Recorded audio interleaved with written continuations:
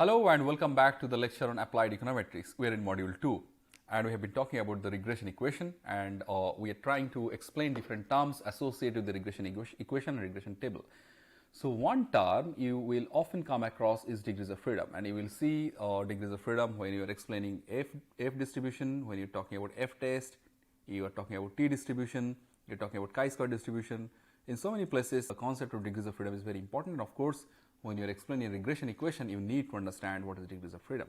Now interestingly, the concept degrees of freedom is not very clearly explained, and also you will see that for different types of terms, for example different error terms in the regression equation, you will have different degrees of freedom. Sometimes the degrees of freedom is represented by n, sometimes it is represented by n minus 1, sometimes it is represented by n minus k minus 1. Now for the same degrees of freedom, the same term degrees of freedom, why do I have different sort of expression? So we need to kind of understand what these different expressions of degrees of freedoms are, and what exactly is the concept of degrees of freedom, and how do I actually sort of see all the different terms associated with the degrees of freedom together.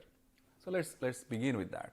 So by degrees of freedom we will mean that within a system the extent to which things can vary. Let's start with this generic expression or generic definition of degrees of freedom. So what do I mean within a system to the extent to which things can vary? So let's say we take just a bunch of data, just a sample data or a population, sample drawn from a population, let's say, or that of students, let's say. And let's say we want to estimate the mean of the class tests, okay? And we kind of say, let's say we get the score of 5 students, and we get say A, B, C, D, E, and we get their score out of say 20. Somebody has gone different scores, somebody has gone 0, 8, let's say. So all these different scores they have got. Now I want to estimate the mean, and the mean is simply, if I just take the mean is 22, 40, and then another 20 is 60, 68 by 5, which is 1.36. Now 13.6. So now once I have the mean, suppose I want to sort of change the different scores. I want to say like I want to bring in I want to sort of change the scores, and if I want to change the scores, suppose, and my mean is fixed, when my mean is fixed, and if I want to change the scores, I can say I can change the score of A and C and D and B and whichever I want. So I can change maximum up to 4 students. I cannot change the score of all the 5 students, because as long as I can change the 4 scores, I have, and I keep one like one entity where I cannot change. So all the changes that happened in the first 4 scores will be kind of taken into account in the 5th, right? So if I say do it plus 2, plus 4, minus 6, minus 2, so that would mean like plus 6 and minus 8 means what?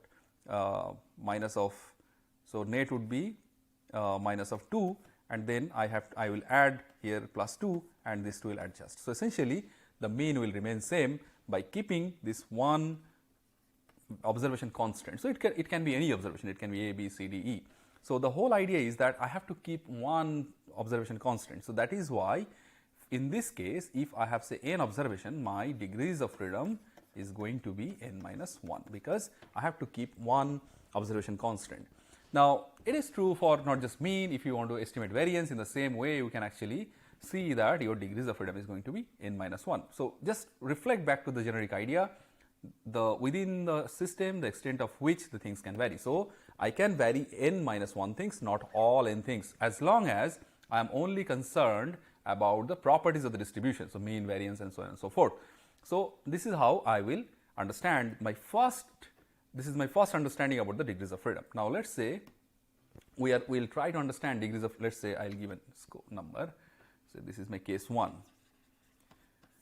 Now let's say we will try to understand other concepts of degrees of freedom, and how we will see the there are different expressions for different degrees of freedom.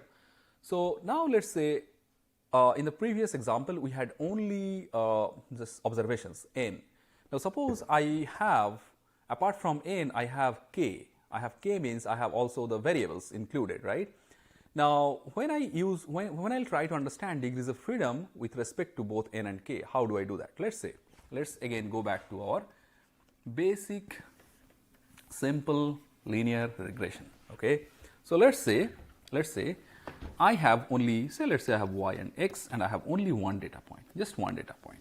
Now, if I ask you to draw a regression line, what will happen? Will you be able to draw a regression line? Essentially, you will not be able to draw a regression line because this one infinite number of lines can pass through this point. So, you will never be able to draw any particular regression line. So, this is cancelled. This is not a possibility. You can't basically draw a regression line with one point. So, we can actually ask you this question. So, what is the minimum number of data point you need to draw a regression line? So, I can have like, okay, let's increase the number of points from 1 to 2. Okay, and if I have say 2 data points, with 2 data points, how many lines we can draw? And it's a very simple question to answer. We can have only one straight line with 2 data points. You can never have more than one straight line using 2 data points. So, if you have a fixed straight line, so that basically denies the requirement of any regression equation, because it is fixed. So, you have nothing to, no stochastic component, you have nothing to minimize, no error. So, your line is set and your R square value is going to be 0 because this line will have no explanatory power. Now, so this is again you are not done with 2 data points if you want to run a regression line. Suppose you have 3 data points now. Suppose you have 3 data points, and I can again draw this. If I have 3 data points, so now I can have something like a regression line, and this line can vary, and I can actually minimize the errors, and I can actually get R square value, which is between 0 and 1. So, when that is the case, when with 3 data points, I can have a regression line. And why I managed to have a regression line? Because this one additional data point, it has given me the freedom. It has given me the freedom to sort of draw the line where I can actually minimize the error. So, because I have added one data point, my degrees of freedom here is 1, and this is how we will understand the concept of degrees of freedom. Again, go back to the definition. To which things can vary? Now that I have added one data point, my degrees of freedom has become 1. Suppose I add 2 data points. Okay, so when I add 2 data points, I have my degrees of freedom. My degrees of freedom will be 2. Oh, sorry, 2 data points means 4 data points. So I had 2 here. Let me use a different color. I had 2 here already, and I have one more. I had 3 actually, and I have added one more. So the moment I have 4 data points, my degrees of freedom will be 4 minus 2, which is 2. So, initially it was 3 minus 2, so 1, right. So, that is from when I have one explanatory variable, x is equal to 1 here, I have only one explanatory variable. Now, I have more than one explanatory variable. Let us say I use a different page here, case 3. So, here I had say one explanatory variable, and here is more than one explanatory variable. So, when I have more than one explanatory variable, let us say I have now 2 explanatory variables. Let me use a different color. I have 2 explanatory variables, and this is, let us say, one axis, this is another axis, this is x1, this is x2, and this is my y, all right. Now, if you think that I want to, what would be the number of data points you need to sort of draw a regression line? Now, here you have 3D plane, 3D, 3-dimensional space, and in a 3-dimensional space, what you can have is a plane, okay. What you can have is a plane. So, let us say, and if to draw any plane, you need at least 3 data points, right. So, as long as there are 3 data points you have, it will give you a fixed line with 3 data points, a fixed plane with 3 data points. We will have a fixed plane, So, to introduce any sort of variation you need to have at least another data point. You need to have at least another data point. So that is, at least you need to have 4 data points. So the moment you have 4 data points, you can introduce some variability, you can introduce some variations, and that is when you can actually get a regression line. As long as you have only 3 data points, you cannot get a regression line because this plane is fixed, right? So then I can write from here, I can actually write the degrees of freedom is going to be, say, n data point minus 3 here, okay. Now let us say you now try to sort of think forward from here. So what is happening? Previously we have seen we actually subtracted degrees of freedom is essentially n minus 2 we have done. Here what we are doing, degrees of freedom is n minus 3, okay, and all that I have changed is the number of variables. So here I had 2-dimensional space, and here I have 3-dimensional space, right. So how exactly it is playing a role here, okay. So we have to see that. Or here I have 1 explanatory variable, here I have 2 explanatory variable. If I have, say, another dimension, we can kind of think forward as degrees of freedom for a, say, let us say, if 3 explanatory variable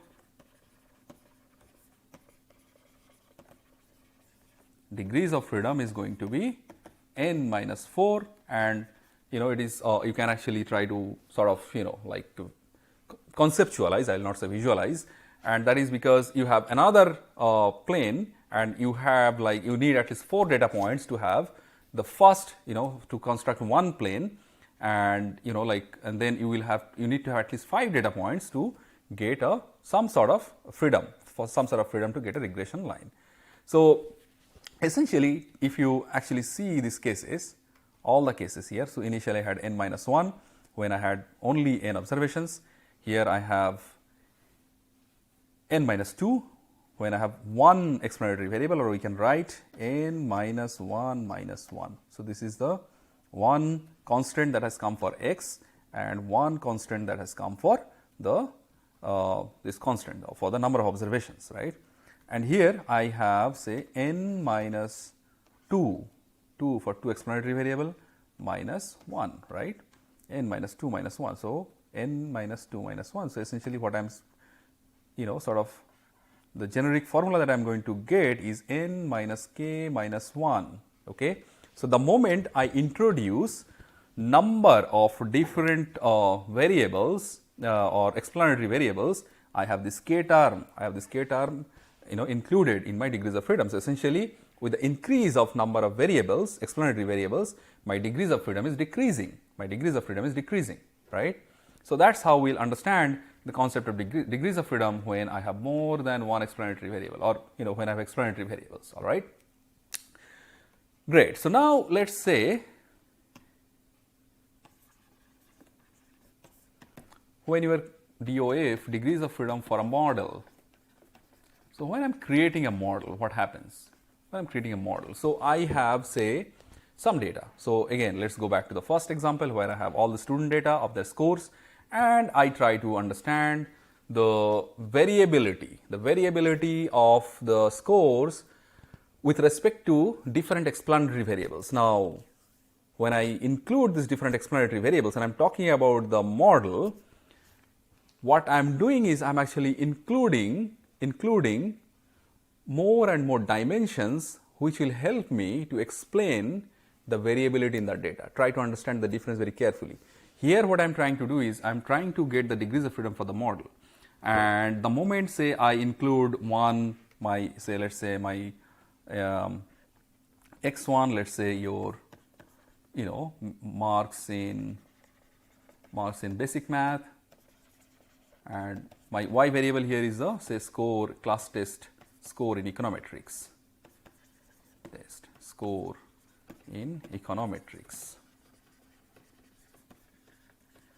x1 in marks in basic maths, and let's say x2 is your attendance in econometrics class, and you are trying to understand the variability to the extent you can explain the class test score. Now, when you have these different explanatory variables, each explanatory variable is actually giving you the freedom to explain the variability. So with n number of variables, you are explaining the variability in n number of ways. So, that means for when you are considering the degrees of freedom for a model, your degrees of freedom DOF for a model is going to be n. Okay. So, we actually essentially we see that, again refer back to the definition, within a system the extent to which things can vary. So, within your the system of the cluster score, these are the different ways you can actually vary the score, or you can actually see the score. Okay. So, this is why it is degrees of freedom is equal to n, and we will actually see this at least these 3 different cases of degrees of freedom when we do the regression table. So, let us say the DOF. So, on 3 expression we got, one is n minus 1, second is n minus k minus 1, and third is n. And we will see, we have already explained these situations where these 3 expressions of degrees of freedom is used, and we are actually going to see in the regression table how these are relevant. So, with this we end the lecture on degrees of freedom. Thank you.